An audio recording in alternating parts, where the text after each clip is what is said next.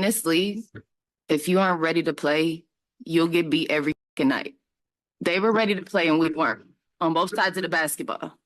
Like, they deserve to win the game if we're going to play like that. We need to be hitting our stride right now. We're not there. It's unacceptable how we're playing on both sides of the basketball. And I fucked it up at the end. That's a terrible foul. As a vet, you can't make that play, but it shouldn't come down to that. Ladies and gentlemen, a storm is approaching.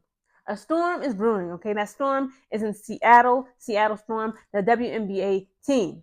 Again, late last night, guys, I had made, the report. It was a breaking news story that the Seattle Storm, they are currently being investigated due to player mistreatment, misconduct when it comes to harassment and bullying. And again, guys, all this morning I've been putting together some receipts I want to share with you guys. So this is also a little article from circlingseattlesports.com. Okay, the writer of this article, the lady's name is by Christina Braswell, okay? And the title of this article, she titled it Absentee Leadership in Seattle, which is very interesting. I'm actually taking 2 courses this semester, and one of them is on management and leadership. And we were talking about the traits of that natural-born leaders are born with, right? Things such as charisma, decisiveness, extroversion-ness, like they're very extroverted, passionate, things like that. The 2024 WNBA season was filled with as many lowlights as highlights for the Seattle Storm, as they failed to gain a solid collective footing with a group featuring all-stars Loyd, Skylar Diggins-Smith, and Nneka. Since it is now clear why the Storm did not achieve the success it envisioned at the start of the season with their self-titled Core 4. Clear dysfunction and a feeling of distrust led to players only meetings to discuss alleged mistreatment without Agumake, the WNBPA president. In attendance due to a fear of partiality to the coaching staff, multiple sources have confirmed to Circling Seattle Sports. So again, guys, let me just show you a little bit of what this is. So Nneka Agumake, she is the president of the WNBPA. And it's like the WNBPA, the role is as the president. Agumake represents the league's players and leads the WNBPA in renegotiating the WNBA's collective bargaining agreement. She also advocates for equality, women's empowerment, and health and wellness. Now, other work says Agumake is also involved with More Than a Vote, a nonprofit that works to protect voting rights and criminal justice reform. She has also collaborated with Adidas on initiatives to support young women in sports. So again, guys, the tea on Twitter, the tea on social media, even Reddit, TikTok, they're saying that Nneka Agumake has been excluded from team meetings when it comes to the Seattle Storm women having meetings together. It's like, again, I kind of understand because in their mind, in their eyes, maybe they see it as, since Nneka is the president of the WNBPA, it could be a conflict of interest. But it's like, guys, she's literally a player on the damn team. If I'm a player on the team, I should not be excluded from team meetings. Like, hello, this is like, to me, it sounds like common sense. But for whatever reason, it appears as though they have been excluding Nneka Agumake. Now, Nneka Agumake, guys, like literally just like 2, maybe 3 weeks ago, she did a sit-down interview with Jemele Hill. And it was controversial because, again, like she was very happy. She was excited. She's like, I'm in a great place right now. Seattle Storm is this. It's just beautiful, rainbows and butterflies. She said there is no racism. She said there is no, injustice. There's no mistreatment in our league. She said it herself. She said there's no racism. There's none of this going on in our league, in the WNBA. This is the interview. Again, guys, it's here on YouTube for free. Just check it out. Just type in the Nneka Agumake interview with Jemele Hill. So, again, like just a couple weeks ago, according to Nneka Agumake, you let her tell it, everything is just peaches and butterflies. Like, there's nothing going on. But the whole time, the word on the curb is that your own players of the Seattle Storm, like Miss Lady, they have been excluding you from team meetings because you're the president of the WNBPA, and I guess in their mind, in their eyes, they don't want to see a conflict of interest. Exclusion, guys, that's a form of bullying. That should not be acceptable in the workplace. But come on, like, what evidence can they really bring that'll show, like, this is why we're excluding her? It's just what's best for everybody. It's not what's best for everybody. Clearly, that's a bullying tactic, and it's sad that Nneka Agumake allegedly she has to go through this, and I'm surprised that she would even put up with this nonsense unless like she just don't give it to him. But again, like just 2 weeks ago, she said that everything is peaches and rainbows and butterflies. There's no racism in the WNBA. There's nothing going on. So it's like, what is going on? Essential, and again, guys, back to the article. It's essential to the allegations is absent leadership on the court in the sidelines, which has been in question since the departure of franchise cornerstone Sue Bird and Breanna Stewart in recent years. Now, again, both Sue Bird, Breanna Stewart, they're both legends, okay? Or should I say for Breanna Stewart, legends in the making. Sue Bird, she's a legend. Both of them used to play for the Storm, okay?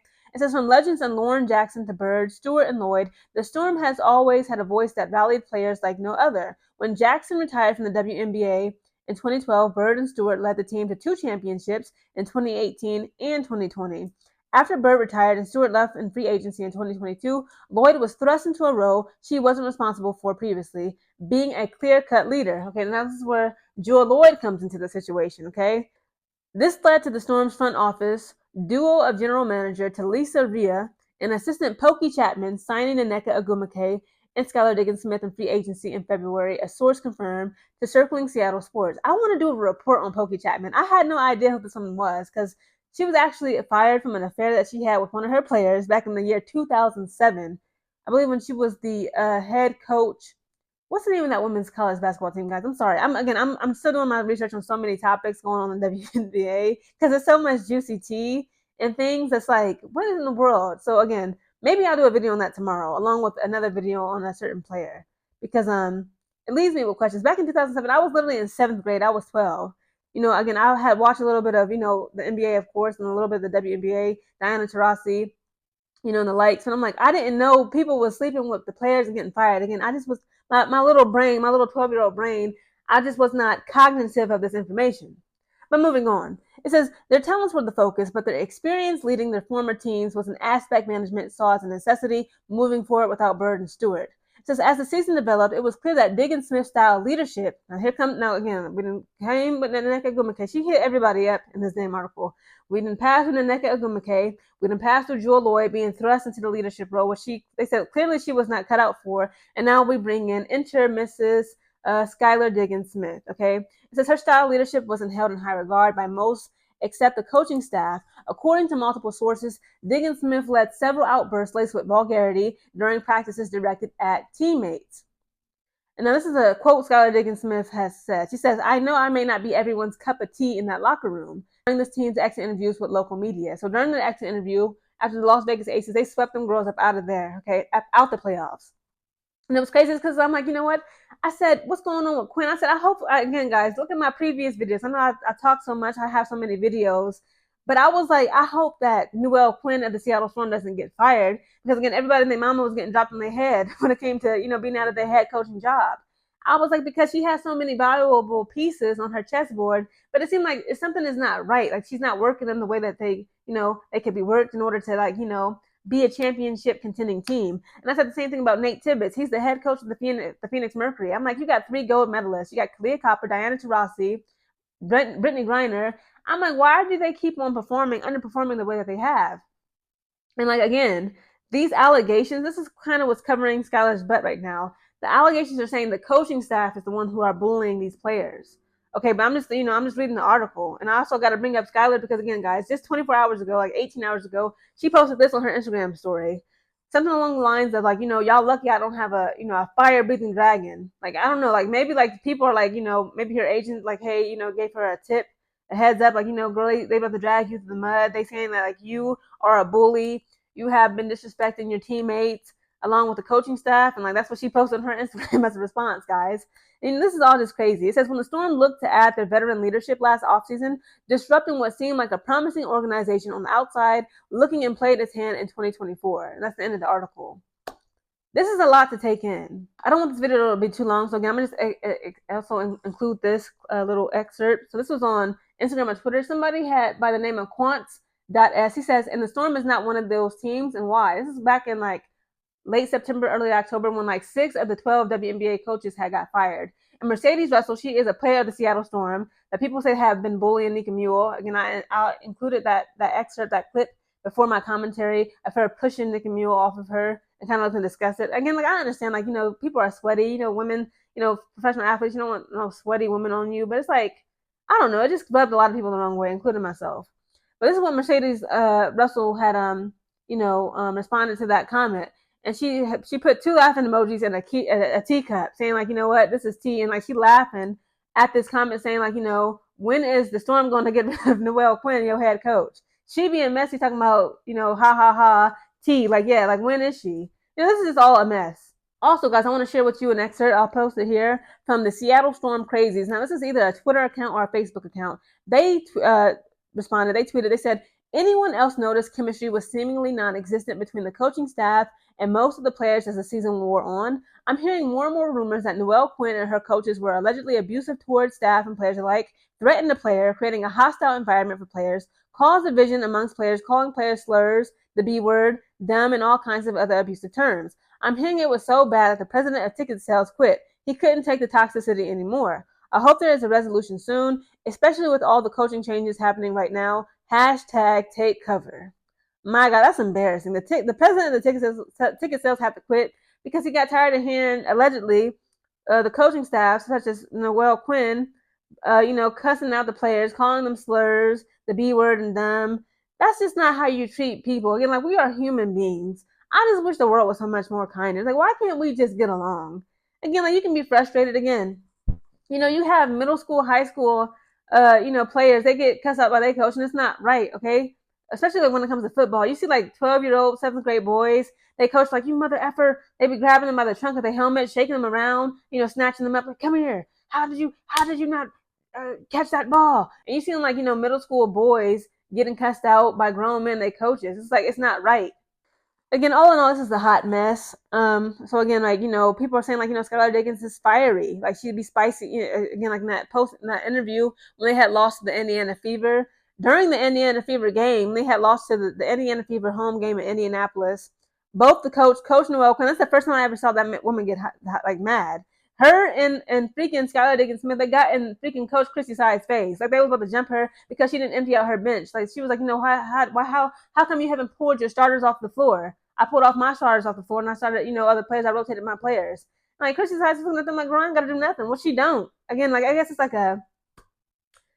an unspoken word, an unspoken code, right? It's like a gray code. You're supposed to do that. But she, like, she grown, like, how y'all gonna get in her face trying to, like, challenge her?